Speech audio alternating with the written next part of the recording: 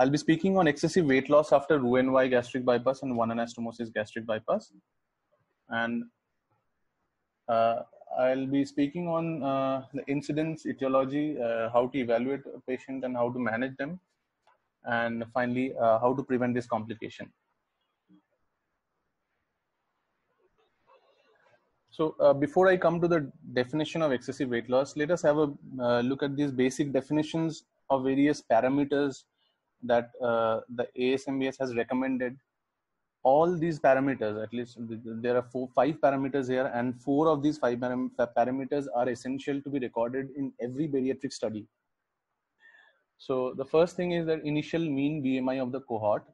And by initial, we mean that the time closest to time of surgery. So it could be the day of the surgery itself, which is the ideal. But if that is not possible, whatever time is closest is possibly closest to time of surgery, that should be recorded. And then we have the change in BMI, which is initial BMI minus post-operative BMI. And this has to be recorded at various intervals when the patient comes for follow-up. Then we have the percentage of total weight loss. So that is initial minus post-operative weight by the initial weight into 100%.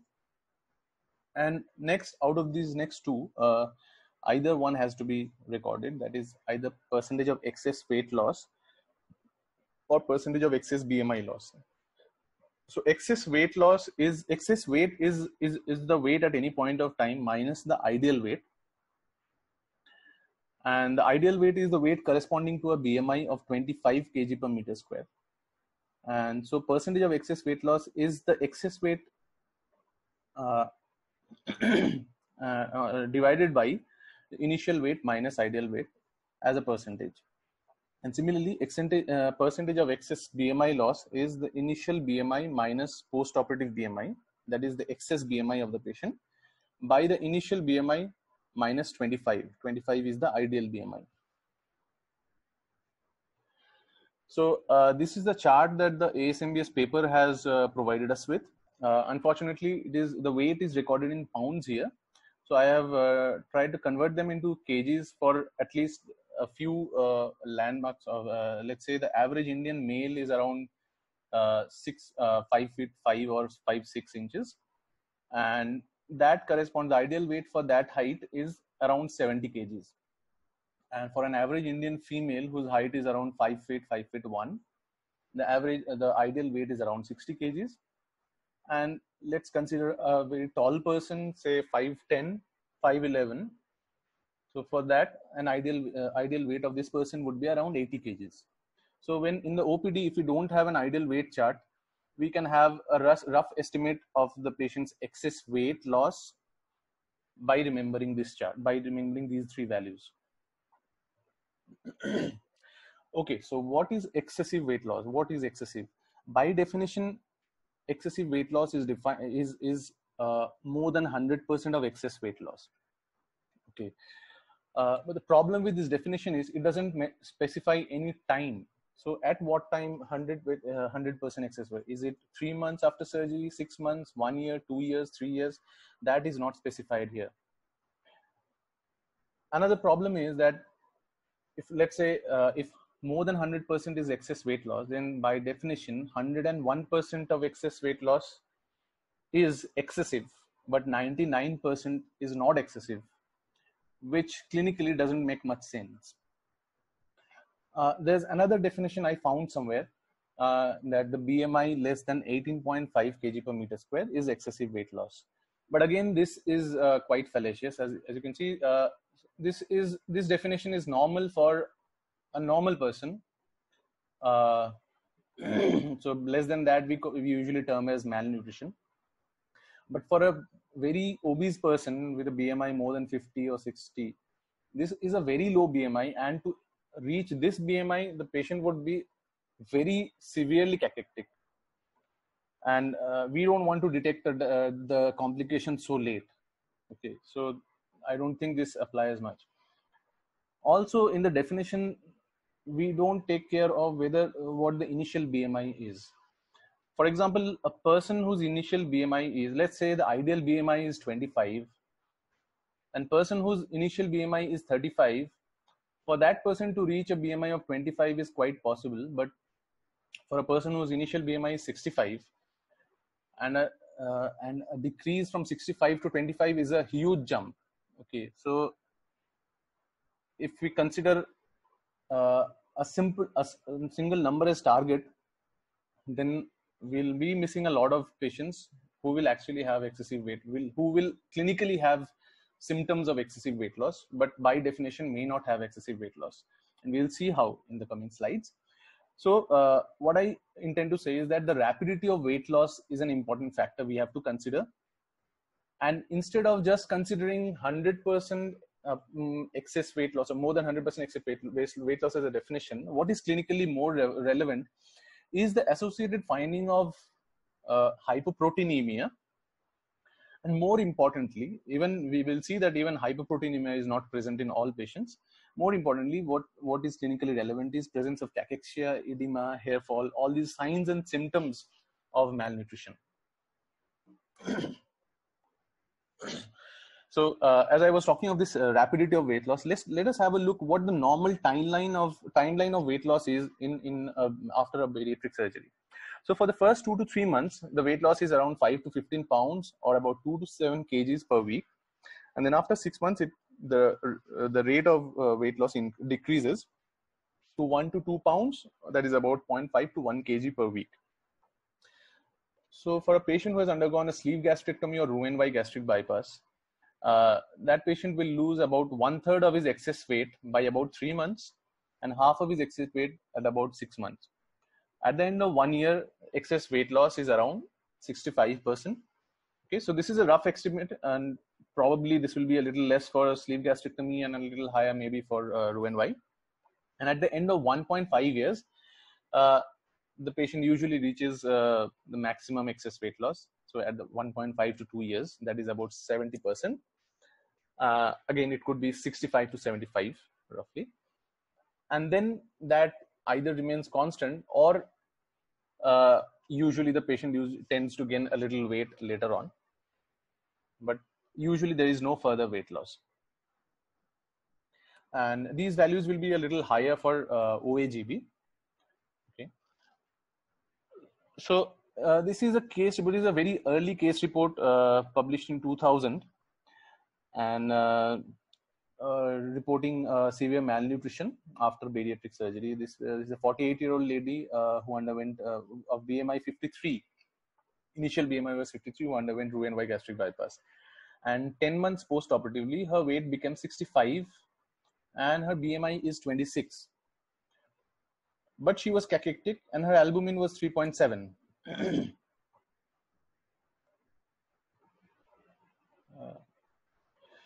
So just look here, the BMI is 26. So the patient is still overweight and his albumin, her albumin is 3.7, which is normal.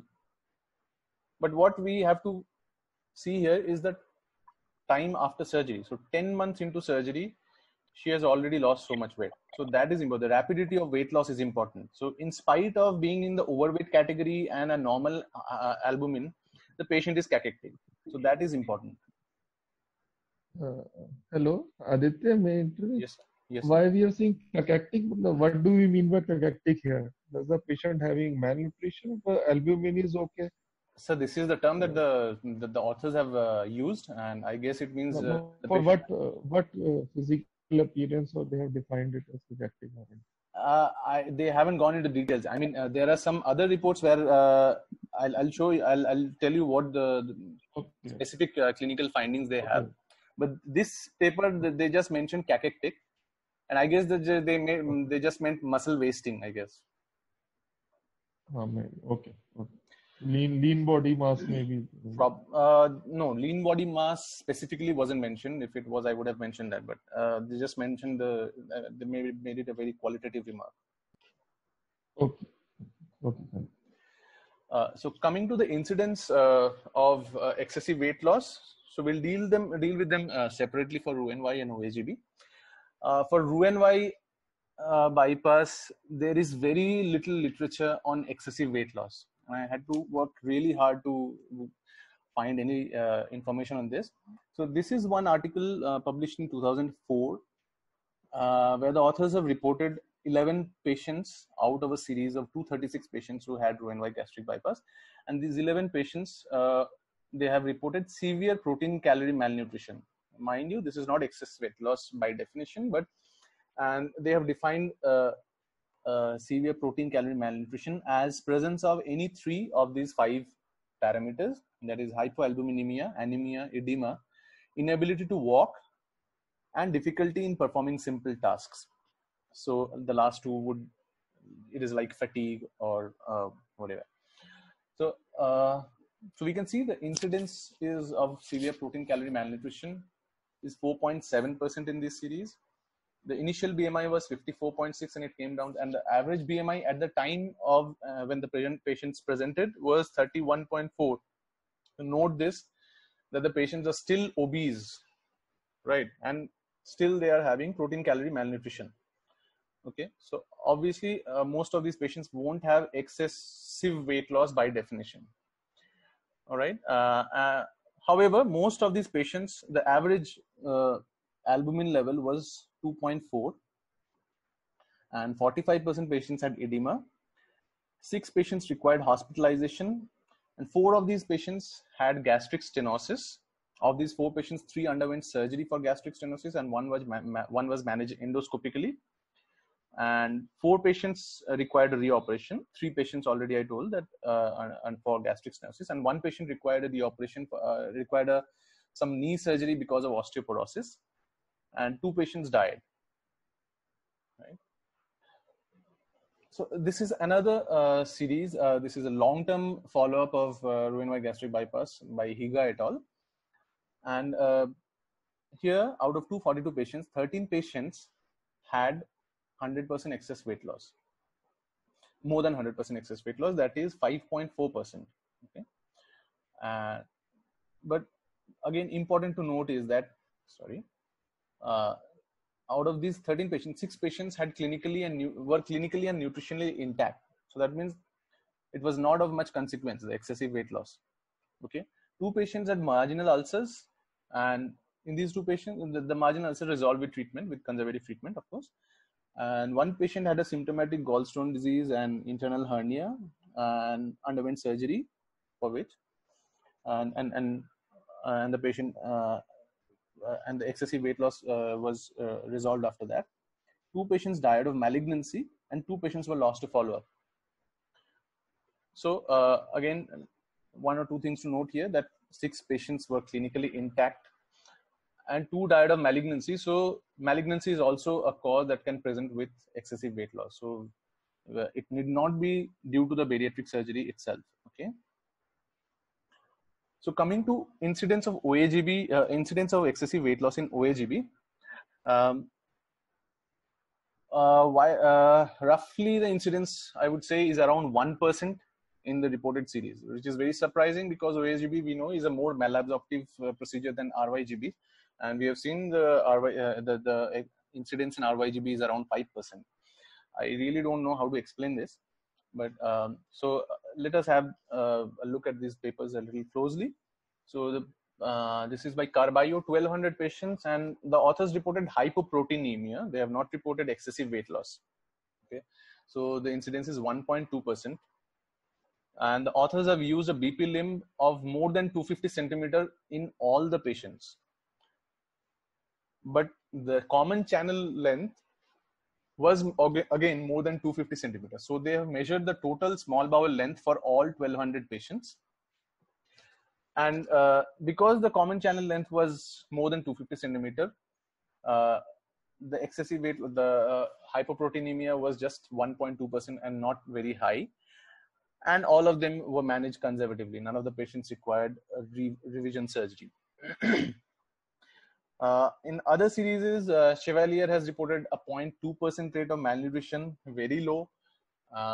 Rutledge, the originator of OAGB, has reported an incidence of 1.1%.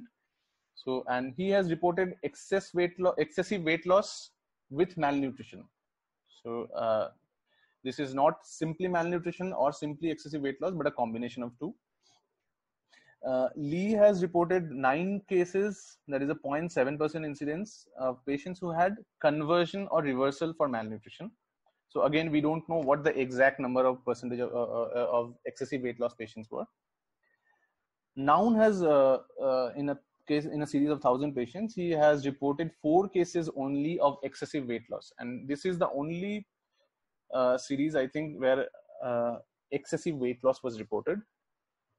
And again, surprisingly, this is so low in a malabsorptive procedure. And out of these 4 patients, 2 patients had reversal and 2 were converted to sleeve gastrectomy.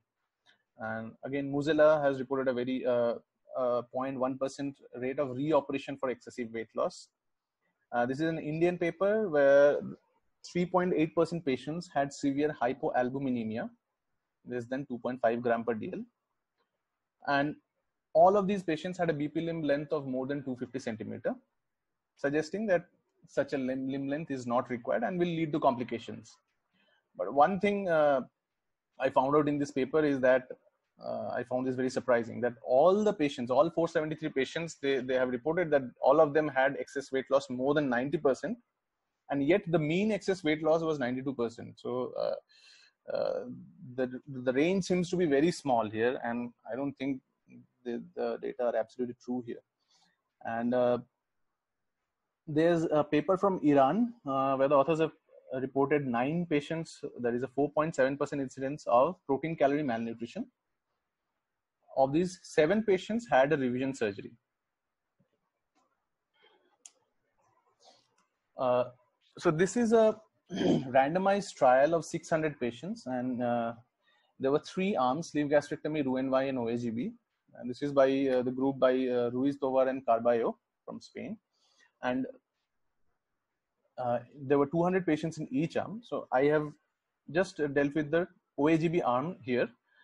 And in the OAGB arm, out of these 200 patients, all of the patients had a BP limb more than 200 centimeter. And the common channel was more than 180 centimeter at least. Okay. And the BP and common channel limb the ratio was 60 to 40%. And you can see here, at the end of 1 year, excess BMI loss was 100.4%. So the mean excess BMI loss is more than 100% at the end of 1 year and 4 years. At the end of 5 years, they have not reported excess BMI loss, but they have reported excess weight loss, which is very high, 97%. And you see the standard deviation is 7. So if we consider 99% of patients, then 3 standard deviation we have to consider. So more plus 21, 97 plus 21. So a lot of patients will be having excess weight loss here, even at the end of 5 years. But again, surprisingly, see the BMI is just 25. That is the ideal BMI. Okay. One reason for this is because see, we are considering 25 as the ideal BMI, and 25 is actually the is just the upper margin of normal BMI, right? So 25.1 becomes overweight. So this is explainable. Okay. So okay, and so there were only 3 patients who had hyperproteinemia in this series. In spite of so many patients having excess BMI loss or excess weight loss, only 3 patients had hyperproteinemia, and all of them were managed conservatively. And there was no revision surgery for malnutrition per se or excessive weight loss per se. Okay, coming to the etiology, the common etiologies are marginal ulcers, stomal stenosis, dumping syndrome, and all of these have a very common presentation of pain, vomiting that leads to lesser food intake, that leads to excess weight loss. Okay, so so we have, we are always told that whenever a surgical patient comes to you with a complication, just think of the surgical causes first. So whenever a patient with excessive weight loss comes, we have to think of stomal stenosis and dumping, all the surgical complications. Okay, although marginal ulcer is not a surgical complication, but it's very common. So we have to think of these things first. Okay, so excessive malabsorption, obviously it is very common. That is the most common reason perhaps why these patients have excessive weight loss and protein calorie malnutrition. But this is kind of a diagnosis of exclusion, because we have to consider all these factors before we address excessive malabsorption, because to address excessive malabsorption, we have to do a revision surgery. And before we do anything so drastic, we have to rule out all the other possible causes. So let's see what the other possible causes are. So it could be any other disease that can cause weight loss, like cancer, hyperthyroidism, AIDS, all right. And it could be any eating disorder like anorexia nervosa, or the patients could be having a drug abuse that leads to less intake of food. Okay. And I found a few reports of bacterial overgrowth and inflammatory bowel disease that might have an impact on, that might lead to excessive weight loss. Okay. And uh, and of course there will be some patients where none of these causes will be found to have, and we there should be no reason for excessive malabsorption. For example, let's say that the patient has undergone a OAGB with a normal standard BP limb length of less than 200 centimeter. Even then, a patient may have some amount of excessive weight loss, and it's really difficult to explain why they are having that. I guess it's just the biology of the patient that has to be that attributes to the excessive weight loss here. Okay, so this is a case. These are two report of two cases who had intestinal bacterial overgrowth after Roux-en-Y gastric bypass, and it is an uncommon complication after Roux-en-Y. But and in fact, it has been in other studies, it has been shown to lead to inadequate weight loss. But then again, there's this case report where two patients had excessive weight loss due to bacterial overgrowth. And as you can see, these are two young females, BMI, both of them were around 50. The first patient had 53% of absolute weight loss at 21 months after surgery. And albumin was 2.4. Her fecal fat was normal, endoscopy, upper GI contrast study, everything was normal. So finally they did, and she was having diarrhea, very foul smelling diarrhea, 6 to 10 episodes per day. So they did a hydrogen breath test, which was suggestive of bacterial overgrowth. And the patient was given ciprofloxacin for 14 days, followed by tetracycline for 14 days. And that led to resolution of diarrhea. And over the next 1 month, the nutrition improved. And similarly, the other patient had about 34% excess weight loss over 15 months and had severe hypoalbuminemia with anemia. And also this patient also responded to ciprofloxacin treatment for 14 days, and her weight gradually improved. So there are some reports where reports of de novo inflammatory bowel disease after bariatric surgery. And there are about 17 cases of ulcerative colitis and 60 reported cases of Crohn's disease, where the disease appeared after a bariatric surgery. And as we can see here, the incidence of Crohn's disease is much higher than ulcerative colitis after bariatric surgery. In the general population, it is the reverse. So ulcerative colitis is much higher than Crohn's disease. And so this has led authors to suggest that maybe bariatric surgery has a role to play in the development of Crohn's disease. And there's another study where past history of bariatric surgery was associated with an increased risk of new onset inflammatory bowel disease. And the odds ratio was almost 2. And in most of these patients had undergone Roux-en-Y gastric bypass.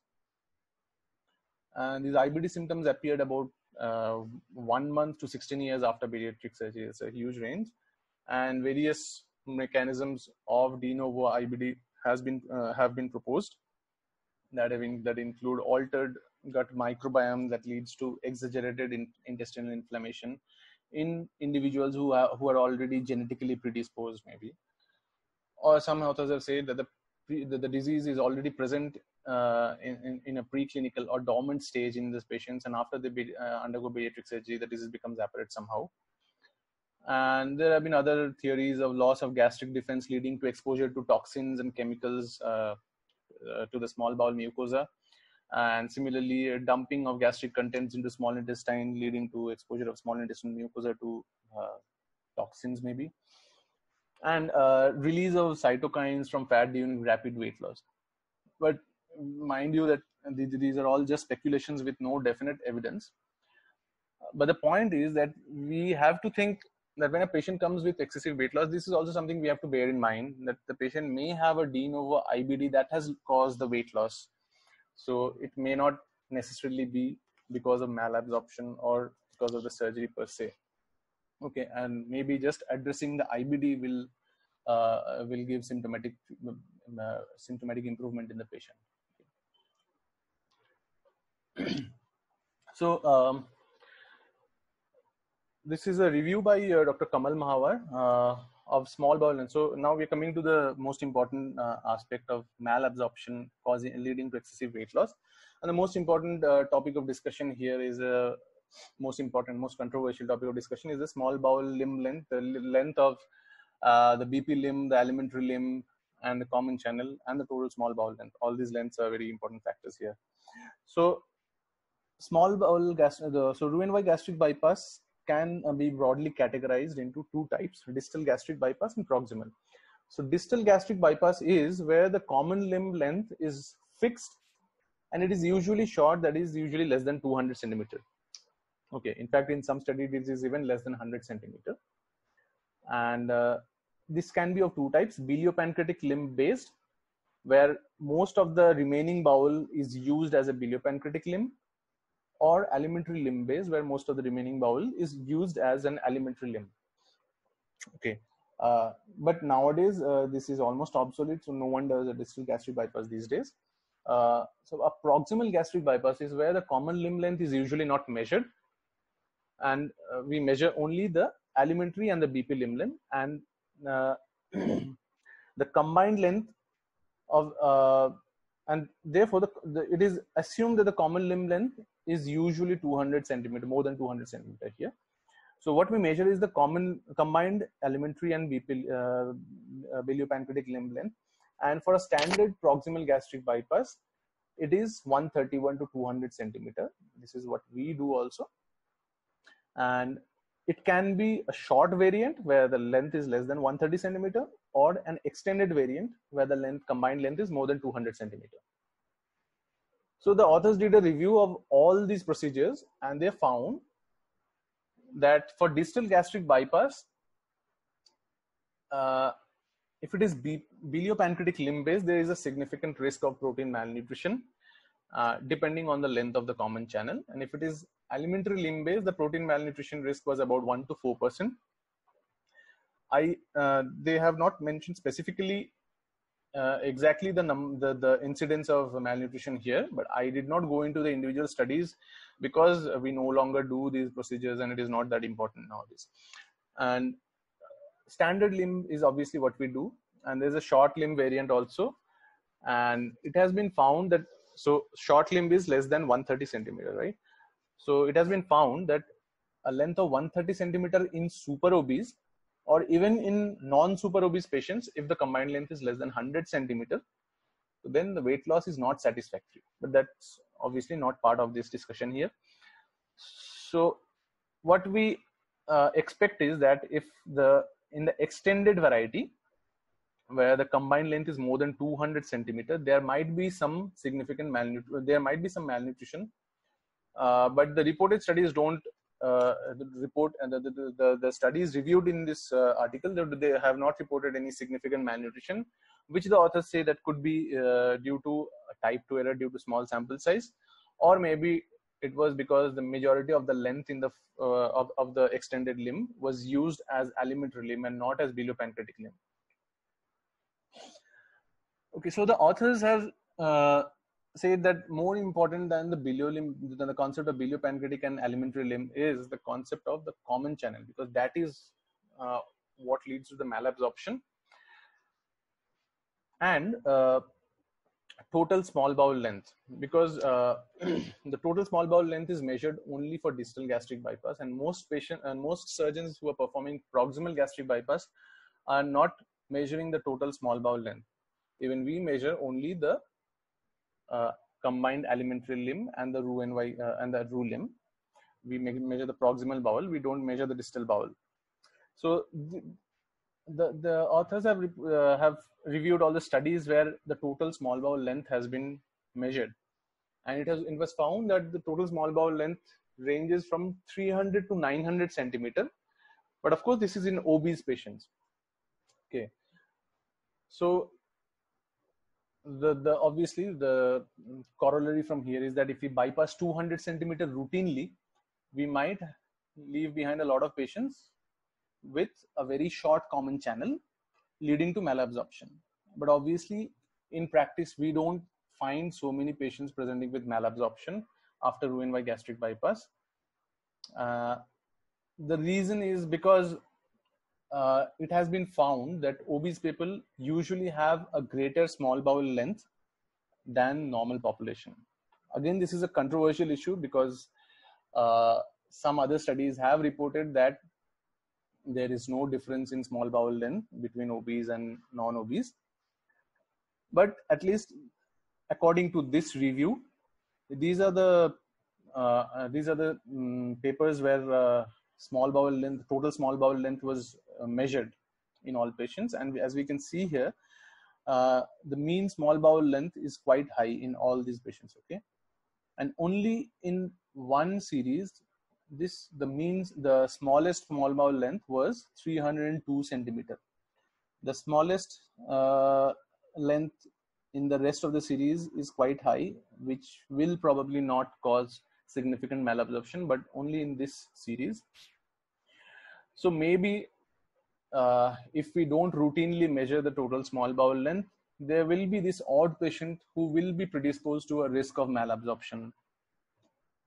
Okay, so what is the ideal length for Roux-en-Y gastric bypass? The authors have recommended 150 centimeter, and they've also given a range of 100 to 200 centimeter that could be possibly safe. And our practice is obviously 200 centimeter of combined length with a BP length limb of 70 centimeter and alimentary limb of 130 centimeter. I am not sure what the incidence of excessive weight loss is in our Roux-en-Y patients, and maybe we can have a discussion later on. So coming to OAGB now, and what is the impact of baliopancreatic limb length on OAGB patients? In OAGB, of course, basically we have a BP limb and a common channel. All right. And so the authors did a questionnaire-based survey of 118 surgeons, and they found that the revision rate for malnutrition in the series in the patients in the patients that operated by these surgeons was about 0.37%, and they found that the highest incidence of revision for malnutrition was 0.6%, which was for patients where the BP limb length was more than 250 centimeter. And the lowest was 0% when the BP length was 150 centimeters. So the author suggested that if we use 150 centimeter routinely, there will be no malabsorption whatsoever. Obviously, for the most commonly used BP limb length across the world is around 200 centimeter. And there, the incidence of malabsorption, the incidence of revision for malnutrition was 0.15%. So this is a questionnaire-based survey. Obviously, that's subject to recall bias and other biases. So the authors also did a review of the published studies, and there were 13 studies, and there was a total 0.76% incidence of severe protein calorie malnutrition and a 0.56% incidence of surgical correction for malnutrition. Okay. And the authors also found that majority of surgeons are not using a fixed BP length, but are tailoring the BP length according to the BMI of the patient. And they found that 61% of the survey respondents, and out of the published literature, 69% of authors did not use a fixed BP length.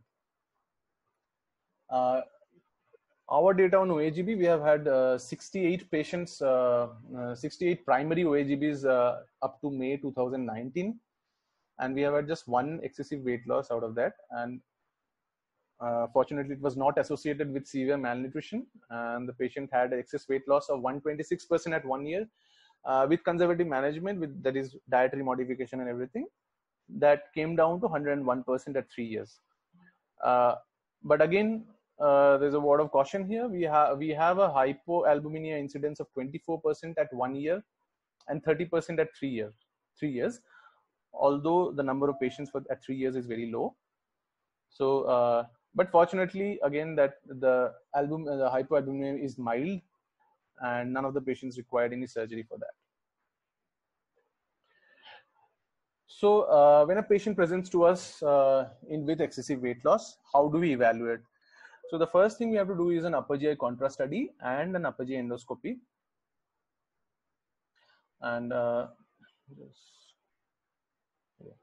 sorry.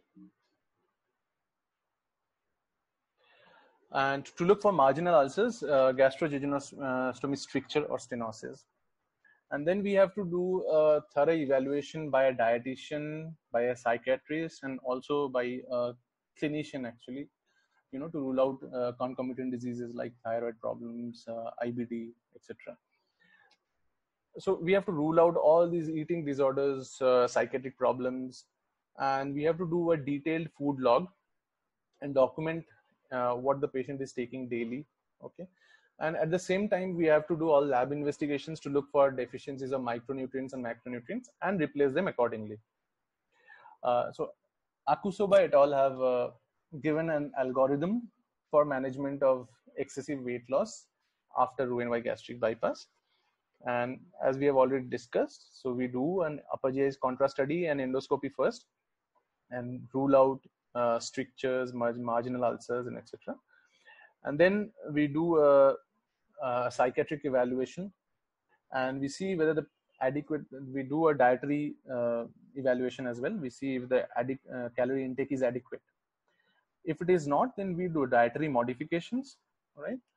And this is what the dietary modification is. So we start with about 25 to 30 kilocalorie per kg of carbohydrates per kg of ideal body weight, and a protein of more than 6 grams per day. And we give small amounts of pureed food alternating with high calorie liquid diet, high calorie liquids. But we have to separate the liquids from the solids. So we should not be giving any liquids 30 minutes prior and 1 hour after meals, because that will again lead to dumping symptoms and all. And so we need to ensure that whatever the patient is taking, most of it is absorbed. It is, and then we continue this diet for 3 months with frequent dietary and social counseling sessions. Okay. And if there's good response, we continue with dietary management only. If there is inadequate response, then we have to go for enteral nutrition in the form of feeding gastrostomy. Okay. So if we don't have appropriate weight gain, then we go for a laparoscopic gastrostomy tube. Okay. And we put the gastrostomy in the remnant pouch. Okay. Not in the Roux-en-Y gastric bypass pouch. Okay. And if the patient has weight gain after feeding gastrostomy, then only we go ahead with a reversal surgery, if at all it is required. Okay. So if the patient does not have adequate weight gain with gastrostomy feeding, then we have to investigate for other etiologies. So feeding gastrostomy, it's basically a preoperative marker to detect which patients will benefit from reversal. Okay. And so what it happens is that we are putting the feeding gastrostomy here, and this allows the digestive enzymes from the BP limb to potentiate their actions earlier rather than meeting at the common channel. So previously, the food was coming through the alimentary limb, and this is the part where absorption could occur. But now absorption can occur from here also. Okay. So that will facilitate weight gain. And hopefully with the improved nutritional status, the outcomes of a revision surgery will be better, if at all a revision is required. Okay.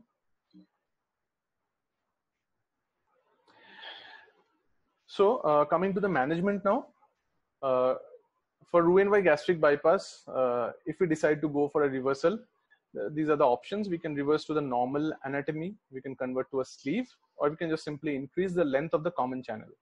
All right. So this is the first reversal to normal anatomy. So what we do is we transect the gastric pouch proximal to the gastrojejunostomy. Okay, so this is the gastrojejunostomy. Proximal to it, we fire a stapler, a linear stapler, and we transect this gastric pouch. Okay, So next we put, so this is the pouch now. So through the angle of the pouch, we we insert an anvil. We make a small opening here, and through that opening, we are inserting an anvil, and then we are making gastrotomy here, through which the stapler spike is inserted, and then this spike fits into the anvil, and the gastrostomy is done. Okay.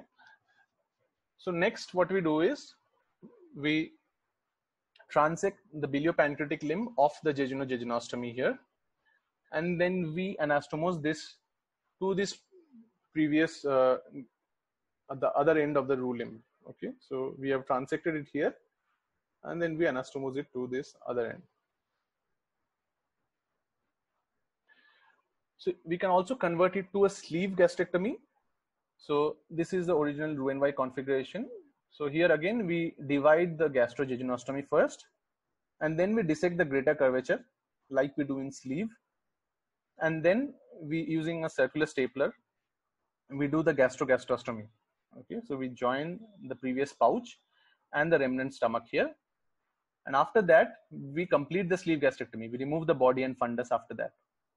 Okay, so now that is done, then we transect this jejunostomy here, and then we take this end to the roux limb here and anastomose it. The simplest thing that we can do is increasing the length of the common channel. So this is the common channel, this is the BP limb, and this is the alimentary limb. So we transect the jejunum here. Okay, the BP limb, we transect the BP limb here, and then we anastomose the BP limb at more proximally. Okay, so we anastomose it here. So this, the common channel length is increased now.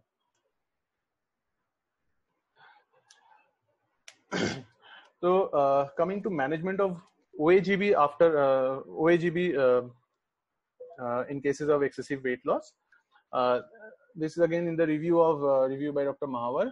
There were 138 patients. Majority of them had a reversal to normal anatomy, while 43% had sleeve gastrectomy. And these are the options. We can convert to sleeve, Roux-en-Y, or we can just shorten the biliopancreatic limb. So this is the series from Iran, which I talked about earlier. There were 7 patients of OAGB who had protein calorie malnutrition requiring revisional surgery. And in all these patients, a fixed BP length of 200 centimeters was used in this series. And we can see the mean BMI at the time of revision was 22.5. Okay, and the excess weight loss was 109%.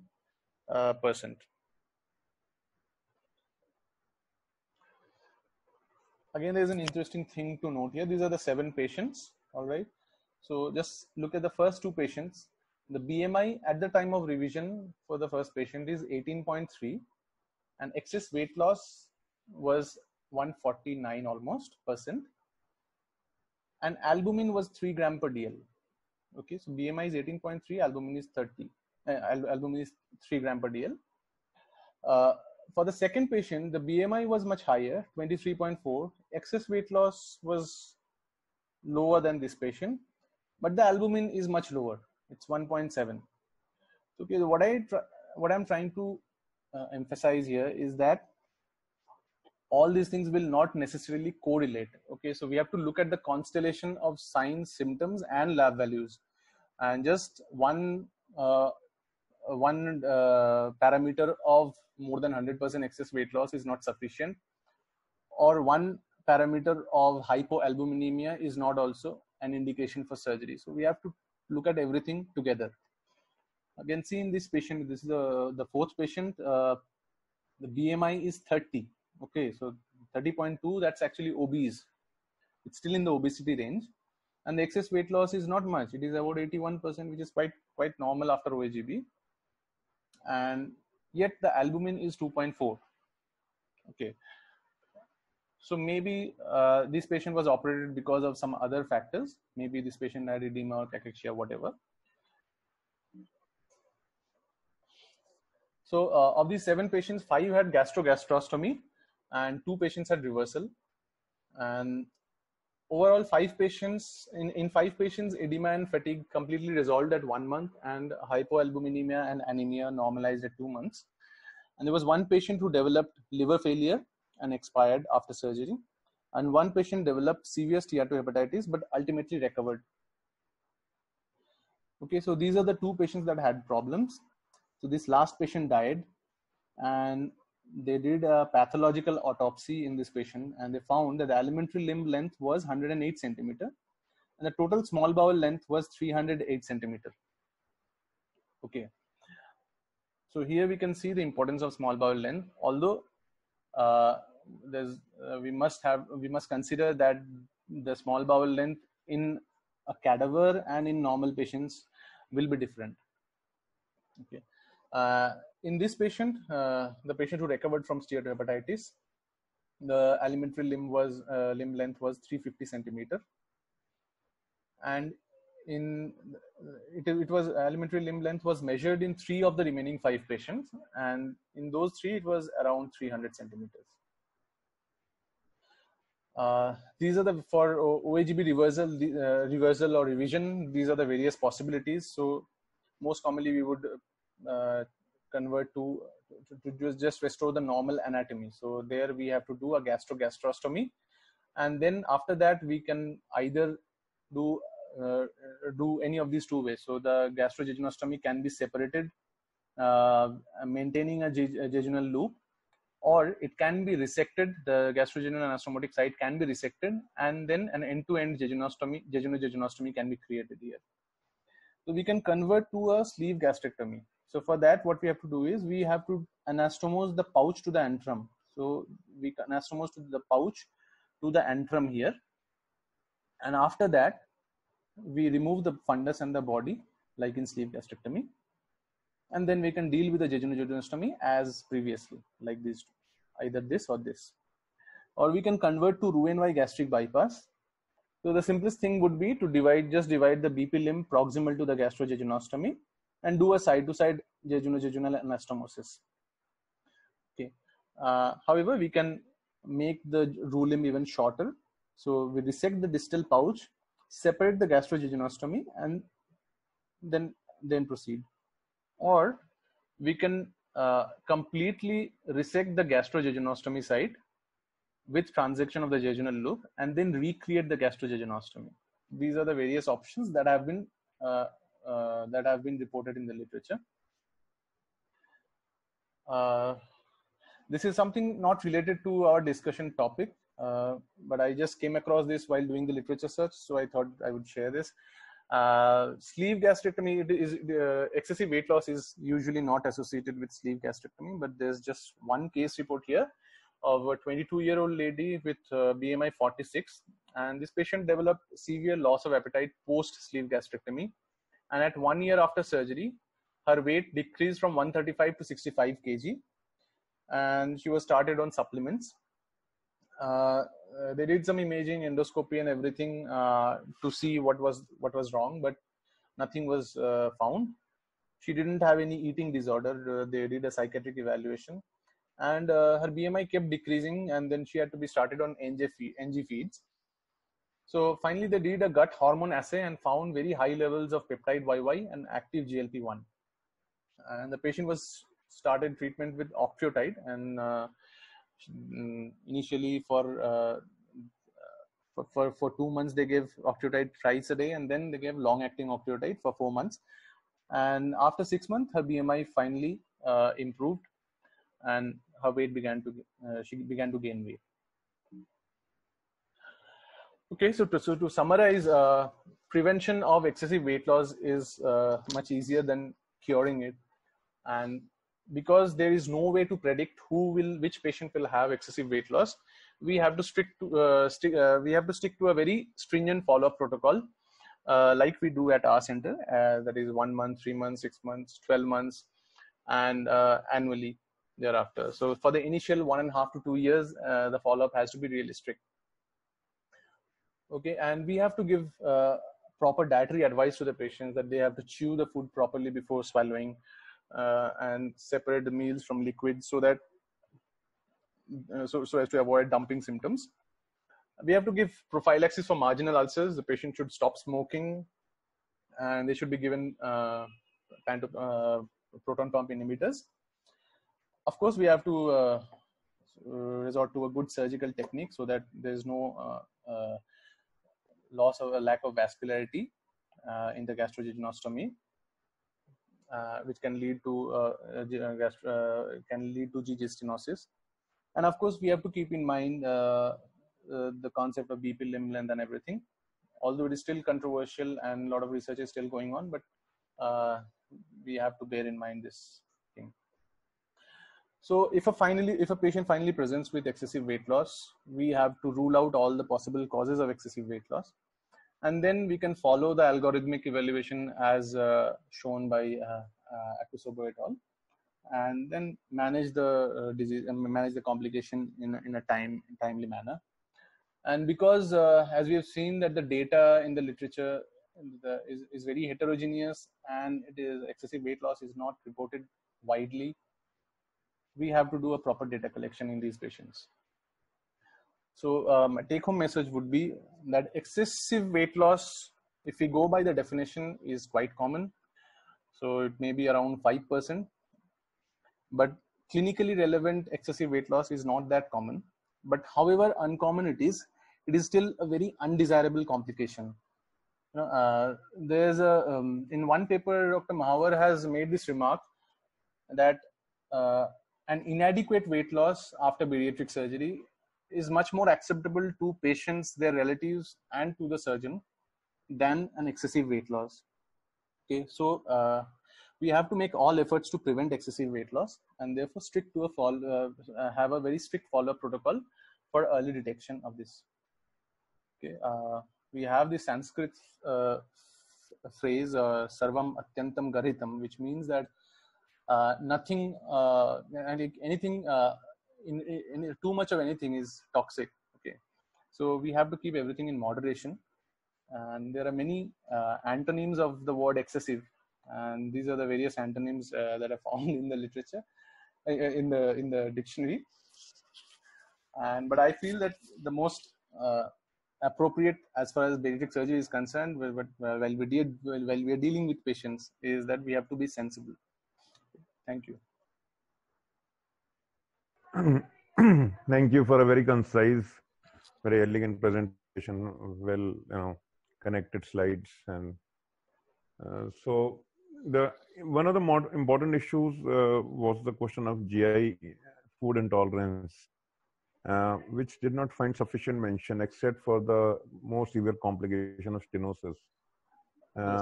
Food intolerance is not an uncommon thing which we see frequently, and sometimes some patients continue to have that, or some women do not report till they are miserable and come to us with persistent vomitings. And Amit has stand testimony that some patients do not report, or sometimes even the surgeons do not take it seriously, like the patient we operated from Chandigarh.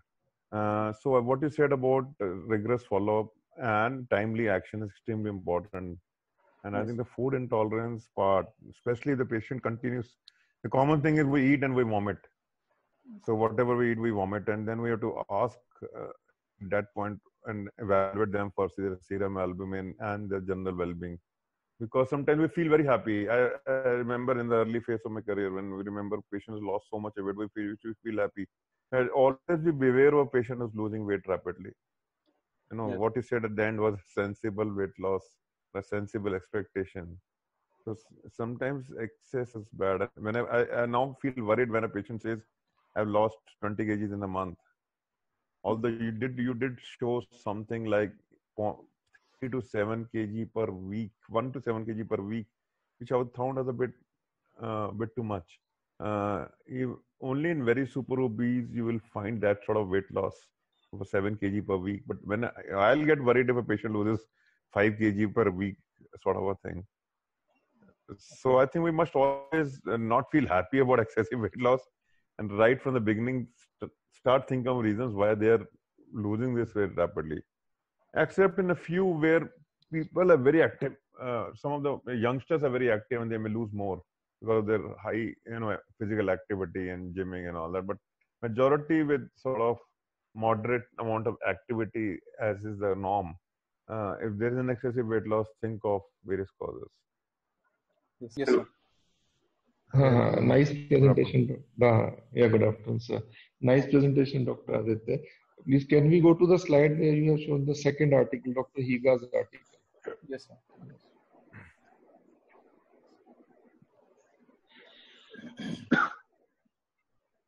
Yes, sir. Yeah. So this thing. You see, like regarding the definition of the excess weight loss. Here you see they said 6 patients lost more than 100% excess weight loss, but they are clinically and nutritionally intact. Yes, sir. Yeah. So I think we should not worry about these patients because already we take ideal weight at 25 BMI, which is the upper limit, because Yes, even yes. 18.5 is considered a normal. If Yes. the patient loses the weight and it comes down to 20 BMI and clinically and nutritionally patient is intact, so we should not consider these patients as excess weight loss patients, because it means he's within the normal range. Yeah, that is a very exactly. I mean, that is interesting what I thing. tried to emphasize, Yeah. that by Yeah, definition it is that- excessive weight loss, but we have to take the whole thing You have into. very well pointed in the first slide also. So I think it should be, if excessive weight loss is associated with nutritional depletion, then it is of clinically significant. If the patient is fine with 18, even 19 BMI, and there is no hypoproteinemia, no anemia, and all these things, Yes, sir. so we are not worried about these patients. Just tell me one more thing. You have searched so many articles. What is the mean time they have given when there was? At what mean time there was a maximum excess weight loss patient? At what time they reached that peak? The mean time of presentation with complication, right? That's what you mean. Yeah. On an average, it would be around 1.5 years. Yeah, it is. Most of the time, it is 1.5 years.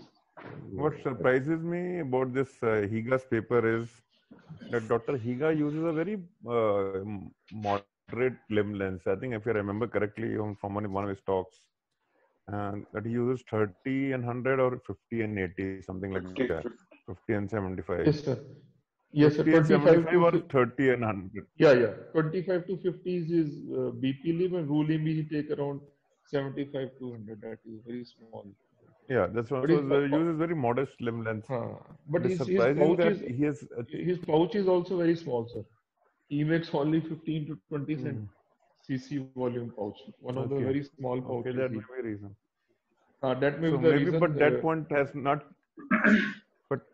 But if you look at when we're talking about weight loss and all, we never take into that into account. We always talk about limb length, because in our own series of using 70 and 130, I don't think now Prasanna is analyzing. I don't think we have had even one patient with more than 100% weight loss.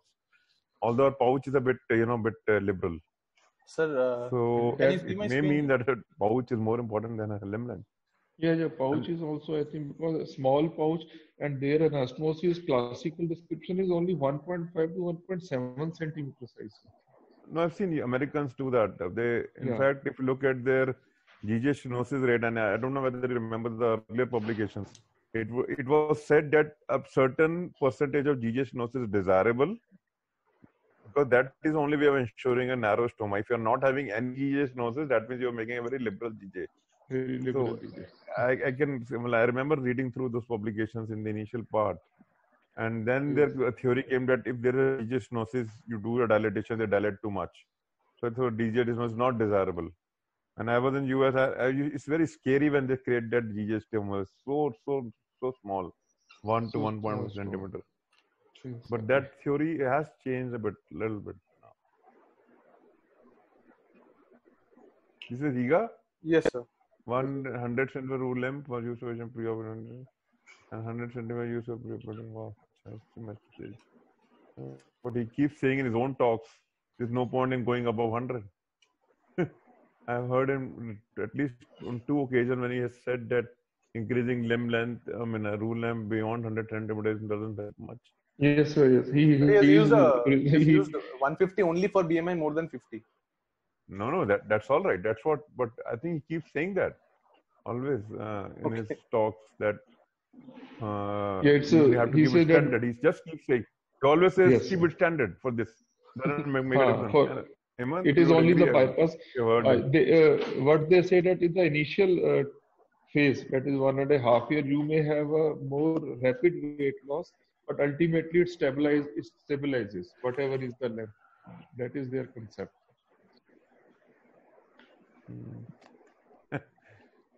Sometimes what they say is different from what they practice.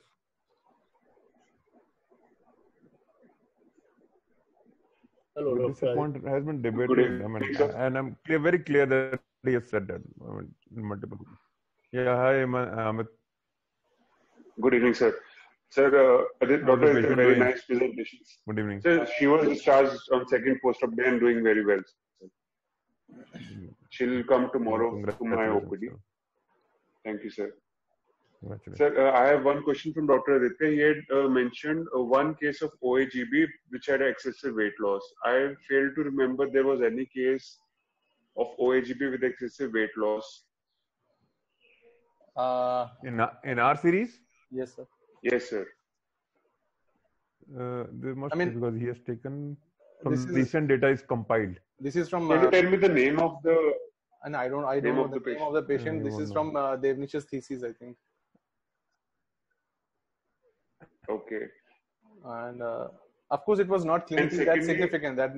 That's why maybe you have not noticed. I mean, this patient had a 3-year follow-up. So maybe when you have seen the excess weight loss was around just 101%. So maybe it was not very clinically apparent. Okay. So last Devnesh, what's your Secondly, name? Maybe I would also want to know. in the case report, you had mentioned the single case report with excessive weight loss.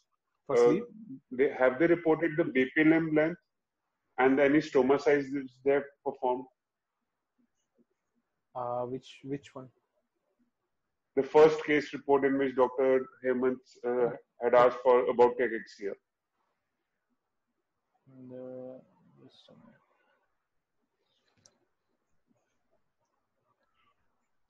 The very first case report. This one. Yeah, this one. Yeah. Okay. Yeah, this one. Yeah, I'm sure they have mentioned, but I don't remember. I mean, I can just go back to it if you want. I don't remember exactly how much. This is a very old paper. Okay. And the one more thing, like you have mentioned that 200 centimeters should be bypassed, which is safe length. Suppose if you bypass 80 centimeters of BP limb and 120 centimeters of elementary limb, and another way around, we bypass 120 centimeters of BP limb and 80 centimeters of elementary limb, in which you would expect more of weight loss. Obviously, you will expect more weight loss if the BP limb is higher. So, around what should be the BP limb length actually, normally? Yeah, this is that slide here, right? Which is the safe BP limb like we should perform? So we should go by the BMI, or just like a standardized way we should do in everybody? I mean, we don't follow anything as per BMIs, and we don't have many patients with excessive weight loss after Roux-en-Y gastric bypass. So I think that's a safe way to take a standard BP limb length and elementary limb length for all patients. Maybe. I mean, as long as the common, the point is, as long as the combined length is less than 200 centimeter, I think the ratio will not matter significantly. Probably, No, I think if BP limb is more, even if combined is more than around 200 centimeters, then there can be more malnutrition in the patient. Yeah, of course. That's true. If the BP limb is inappropriately higher than the elementary limb, there will be there will be malnutrition. Yeah. So as you can see here, if it is elementary based, it is 1 to 4%, and this is much higher for BP limb length in the distal gastric bypass. So we can just extrapolate this to proximal gastric bypass also, I mean, the result will probably be the same here. I mean, maybe not the exact numbers, not the absolute numbers, but the ratios will probably be the same. Yeah. No, about this, what Amit is saying, all this concept is coming in picture after OAGB. So I think some of the surgeons, not based on the BMI, but based on presence of diabetes, they increase the BP length in a standard Roux-en-Y bypass.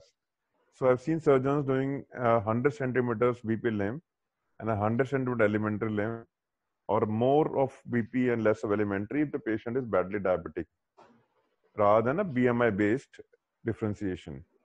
And so once you start increasing your BP limb, the chance of malabsorption increase for sure.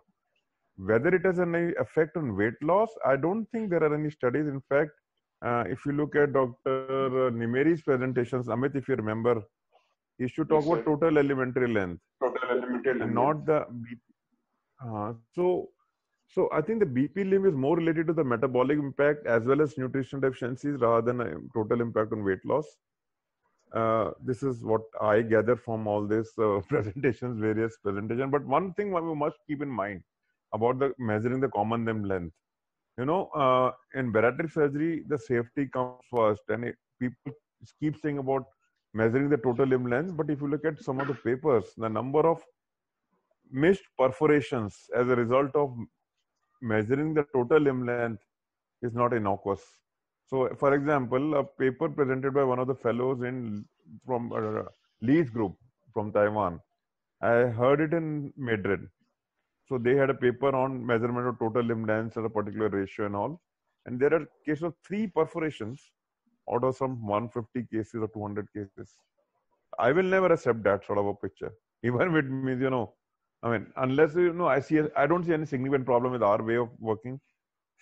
I remember Dr. Leani persuaded me to, in fact, every time he will talk to me, he will ask me, have you started OAGB? And I was very skeptical, but ultimately I did start. And we used to measure, once you had measured 200 centimeters for bypass, we used to measure another 200 centimeters to ensure that at least 200 centimeters is there. But then we realized always there was not even a single patient where 200 centimeters was not there. You get my point? Aditya was saying there are some patients with 300 centimeter total length. Yes, sir. But none of the patients we found, at least in that small initial, let's say first 30, 40 patients, we never found a patient who did not, so we should just measure 200, and now so we stopped measuring it. And I don't see a patient of excessive malabsorption, and that's what I keep saying. I think the real culprit is the liver, which people are missing when they say patients of OAGB have more malabsorption and hypoproteinemia. I think somebody is not looking at their livers properly. So that should be kept in mind. And I would definitely not recommend measuring the whole limb length. It is not innocuous. It's not a very innocent exercise that you measure the whole limb length and you may cause an inadvertent perforation. So this is just a point I want to stress. Yes, hello.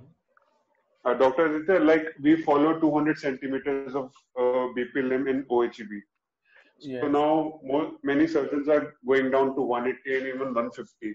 Yes. So what we have researched, like, is it safe to go down, or 200 centimeters is safe enough?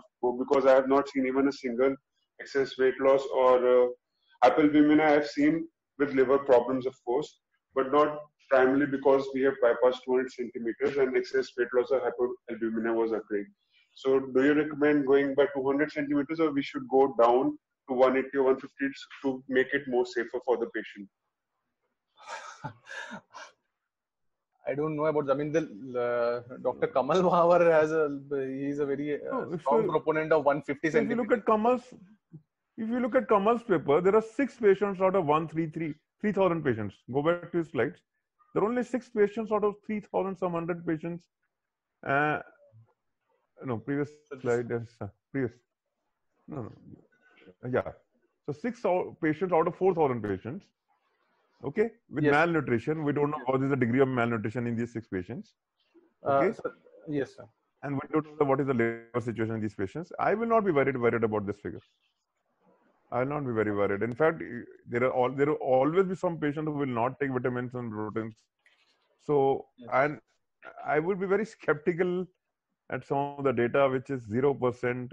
Okay, but then you will also have to look at inadequate weight loss. Then, I mean, if you have a very high degree of inadequate weight loss Yes, versus a 0% here and a very mild malnutrition versus a very low figure of inadequate weight loss, I'll be happier doing the what we do. You yes, understand? yes, We're sir. operating Yes, for sir. a good weight loss. We are not operating for inadequate weight loss. Yes, So you can't do an ineffective operation, okay? Just right. because the complication wants to be 0. You want a complication rate of 0. I would not be very worried about this 6 out of 4,000 because I think the Kamal keeps, based on this paper, he keeps recommending 150. I just do not agree. I always have an argument with him, and I always ask him how many people have looked at the liver.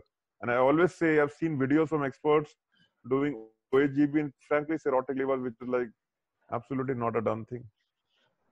Yes, sir. So I would be pretty happy with this figure. 6 out of 4,000, hardly anything. Okay, we don't know the degree. Maybe it's just mild. Yes, yes. Okay, just like, right?